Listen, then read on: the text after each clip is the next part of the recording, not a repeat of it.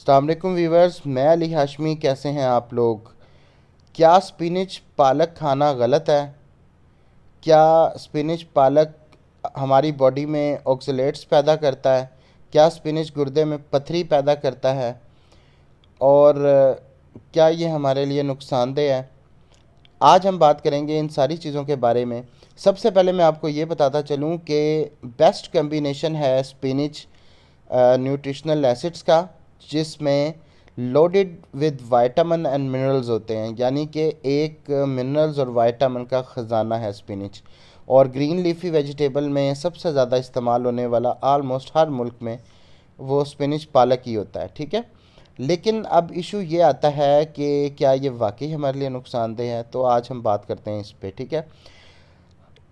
ये हमारे लिए नुकसानदेह इस सेंस से तो नहीं है कि मतलब बहुत ज़्यादा नुकसानदेह हो, लेकिन ये सम टाइम हमारे पथरी पैदा करता है, ठीक है। उसके लिए सोल्यूशन मैं आपको बताऊंगा कि आपने इसको किस तरह से कंज्यूम करना है कि आपको ये नुकसान नहीं देगा। सबसे पहले आपने कोशिश करनी है कि आपने ऑर्गेनिक स्पिनिच लेना है, यानी जिसको ये स्प्रे वगैरह ना हुए हों, ठीक है। और घर का उगा ले लें, बेबी स्पिनिच उगा लें घर पे। बेबी स्पिनिच बहुत अच्छा होता है, थोड़ा सा उगे काट लें, उसको यूज़ करें तो वो तो आपको इस हालत में भी नुकसान नहीं देगा, ठीक है। उसके अलावा अगर आप बाज़ार से स्पिनिच ले आते हैं तो स्पिनिच को आपने ना थोड़ा सा स्टीम कर लेना है, उसको ओवर कुक नहीं करना। लाइक इंडियंस और पाकिस्तानी जिस तरह ओवर कुक करते हैं ना, तो वो उसका जो loaded with vitamin and minerals होता है ना, उसका खात्मा कर देते हैं। लेकिन आपने ओवर कुक नहीं करना, आपने थोड़ा सा स्टीम करना है। और जब आप स्टीम करेंगे तो होगा ये कि उसके 10% उसकी जो न्यूट्रेंट वैल्यू होती है ना, वो डाउन हो जाएगी। लेकिन 10-11% नॉर्मल है।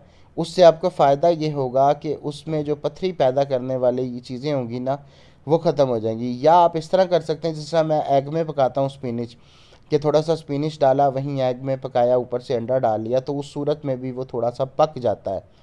तो उससे भी इन चीज़ों का वो हो जाता है। फिर स्पिनिच में अगर आप लेमन डाल लेंगे तो उससे भी आपकी ये वाली चीज़ों का जो है हो जाएगा कि पथरी पैदा करना और उसके नुकसानात कम हो जाएंगे लेमन डालने पे।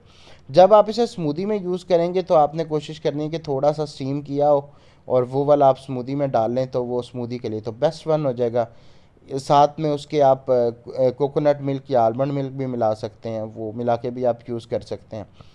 दूसरा ये होगा कि इसमें इसके साथ अगर आप कैल्शियम या पोटाशियम यूज़ करेंगे ना, तो वो आपकी बॉडी में पत्थर पैदा होने नहीं देगी ये दोनों चीज़ें। अगर आप कैल्शियम यूज़ करते हैं तो कैल्शियम का बेस्ट सोर्स जो है वो चीज़ है। बकरी का चीज़ आप ले लें और उसको यूज़ करें, तो उसके साथ अगर आप पालक यूज़ करते हैं तो उसका जो कॉम्बिनेशन होता है ना, वो स्टमक में ही सेट हो जाता है। वो गुर्दे तक पहुंचता ही नहीं, वहीं से वो चीज़ें अपनी अपनी जगह पे चली जाएंगी। तो आपको कोई इस किस्म की प्रॉब्लम नहीं होगी।